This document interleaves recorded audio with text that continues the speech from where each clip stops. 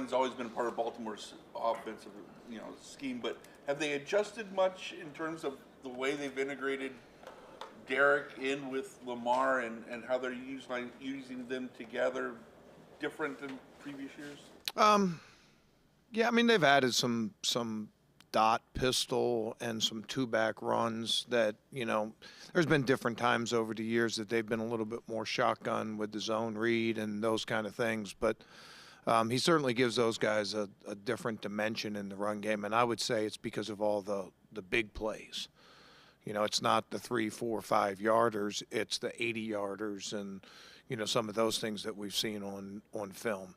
Derrick Henry's a player we know. We went against him last year.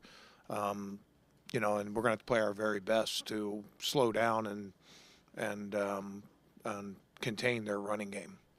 He doesn't look like he's on the decline at all. Was there ever a point in the last couple of years where we thought maybe he was kind of tailing off, and then this is a surprise at all that he's playing as well as he has?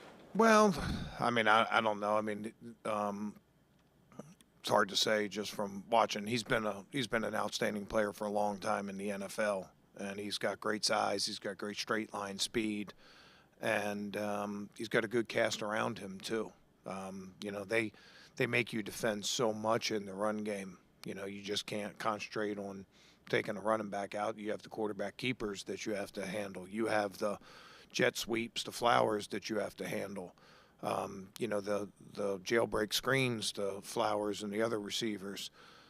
You have to defend all 11 on every single play. You just can't focus on one person. Did you get to see, when you were in Tennessee, sort of how Derek takes care of himself and just sort of his approach to his body?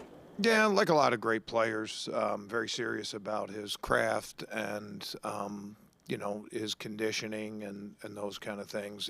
He's obviously been blessed with some physical skills and some, size and things like that. But he's also been a hard worker and has made the most of it. And I think when you see veteran players that have success late in their careers, it's not just an accident. It's because of, professionalism and discipline and hard work. Mark Rowe in the Todd Monken over the last season plus. Yeah, I mean, it's been pretty much over his career. He's gone from a run-first quarterback to a pass-first quarterback that can make plays with his feet. Has a lot more quick throws in there. There's been times in the past that he sort of zeroed in on one receiver. When you got good players, you want to zero in on one guy. But now he's spreading the ball around to a lot more people. Has that combination of getting it out quick, but he can also make a play when the play breaks down. And he threatens all 53 and a third, 110 or 120 yards of the field. He's sideline to sideline, and he can go north-south in a hurry also. So, they pretty much opened the whole passing game up to him. And he can rely on that, but he also has those legs that he can make explosive plays. I mean, I think he leads the NFL in explosive runs. You guys got to check my math on some of those. I know I'm. Broader question: the way the game is played nowadays, the NFL game with the rule changes, is it impossible to pitch a shutout nowadays? I mean, it's not impossible, but the games have changed quite a bit. I mean, I'll go back to, my first few years in the league. We would have those defensive goal boards on your in your meeting room. Whatever, 25% on third down and hold them to less than this and this, and it was always 13 points or less, right? Like that was the goal. It was like 2 touchdowns, no good. It has to be 13 points or less, and that was considered a win way back in the mid 90s up until like the middle 2000s, and then we started creeping it up. Then it became like 15 and 16 and 17, and just with it's not so much with rule changes and things like that, even though it is part of it, but just the additions in the running game. I mean, back then there was no such thing as an RPO. If you had a good run defense on a play, there wasn't an outlet to throw to. The running back got hit in the teeth for a -4 yard gain. The passing game was a lot different. There weren't as many picks and shallows to take advantage of man-to-man, all those different things. So it certainly put a little bit more on the defense, some of the defensive holding, illegal contact, roughing the quarterback. Um, you know, all those things have sort of added into it. But when it's all said and done, you're trying to give up less than you score. And, whether that's 32 in a 33-32 game or it's 9 points in a 10-9 game, you just got to keep your eye on that from week to week and, and win the way that game's being played. So. Pretty happy, I would imagine, with the way the defense played against the Bengals heading into this game against this challenging offense. Yeah, we weren't happy at all. I mean, you lose the game. There's no consolation prizes. There's no participation trophies. There's no, well, you did a good job. You didn't win the game. And just like Tony's question, I mean, that's everything that we look at. Do enough to win the game, and every game played a little bit different. And you look back at that, we gave up 2 touchdowns. And you're like, okay, well, if we could have held one of those to a field goal, both of them were on the fringe area, make a tackle here, get a PBU there, maybe that game changes a little bit. I have been encouraged by our run defense the last couple of weeks. I mean, all said and done, I mean, you're not happy with the loss, but I think we held the Bengals to season lows in a lot of categories. We were good on third down. We were good stopping the run. We contained their passing game. So there are some encouraging signs, but, happy, satisfied, none of those things come into play. Picking up off of that, Jim, Denzel Ward, is he playing as well as you've seen him play? I thought he played really good last year for us, too. He'll start coming down with some of those interceptions, has hands on a lot of balls, and that play he made last week was just amazing. I mean, he didn't get the interception because the ball hit the ground there. But, we put a lot of pressure on our corners in that game. There was a lot of different layers to coverage, and there was going to be a lot of one-on-ones where, depending on where the help was going. And, I thought those guys did a good job of battling in there and making the plays and containing some of their plays. We can always play better. Did you feel like they were, I mean, last week you sort of, I don't want to say called them out, but you mentioned that you thought there was another level they could play at. Did you feel like you got the response out of them that you were looking for? Yeah, I mean, I didn't do that for a response. I mean, our expectations are high with that group, and it wasn't calling somebody out or anything else. It was just, it was just facts. We have a lot of confidence in our corners. We think they're the best corner group in the NFL. Time to start playing that way. And, so there was it wasn't like it was a message or we called people out or, anything like that. You got kids and, they come back with C's on their report card and, you expect more from them. It's not that you're calling them out or anything else. You're just raising their standard and trying to live up to that standard. At this point in a season and the trade deadline is coming, do you have to address any of those things with your players that might be on edge, wondering if they're going to be traded or next? No, that's really not my role.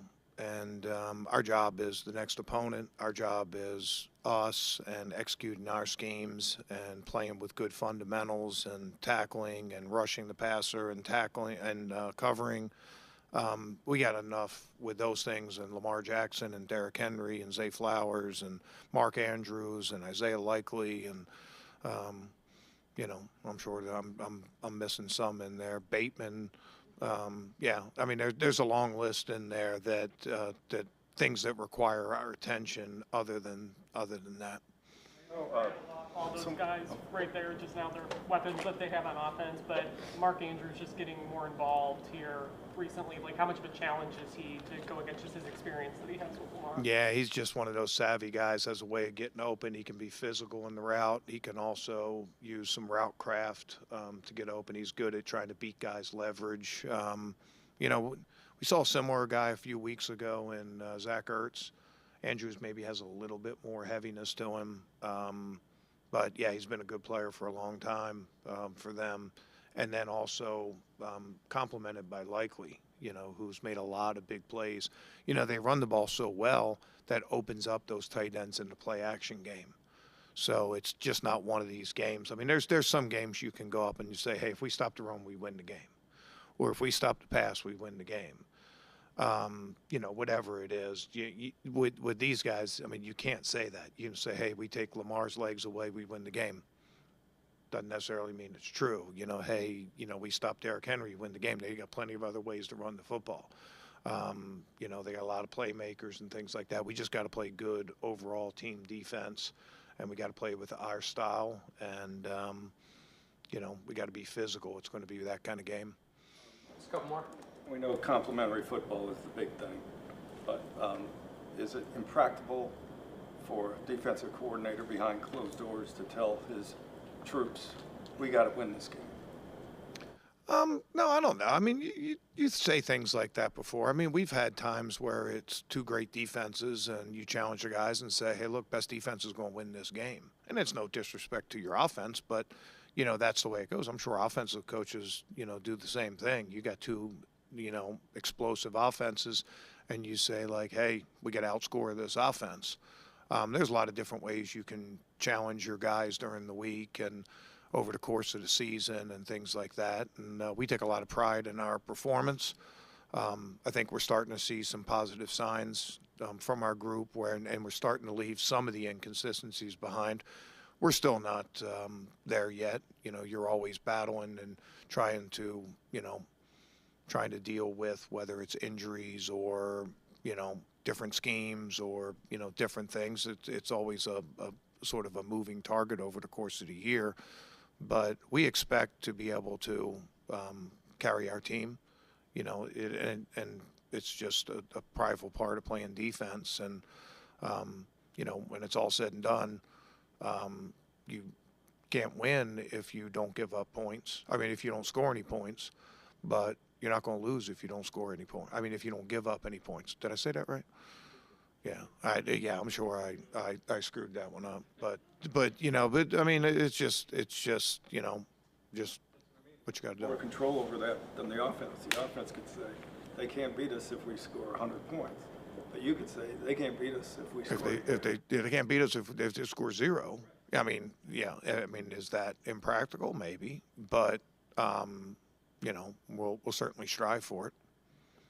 Jim, I think it's been 3 games without a sack for Miles. I know sacks aren't everything, but are you still seeing him have the same impact he normally does, or what do you see going on there? Yeah, I mean, Burrow was throwing it quick. The fact that we got 3 sacks, I mean, so much of their passing game is don't take a sack. But again, I sort of go to, I think Miles had 4 TFLs or 3 TFLs. You'd have to check I mean, you guys know me. I throw out stats sometimes that don't. But again, okay, so it's first down and you get a tackle for 3-yard loss on a run play. It's a pass play and you get a sack for a 3-yard loss. You know, one of them is, you know, held up as the high standard for a defensive lineman. The other one can get sort of ignored. There was a 3rd down in that game. They were trying to get in field goal range to, I think at that point, make it a 3-score game. And, you know, they tried to run the ball, and Miles made a tackle for a loss in the run game that forced them to punt.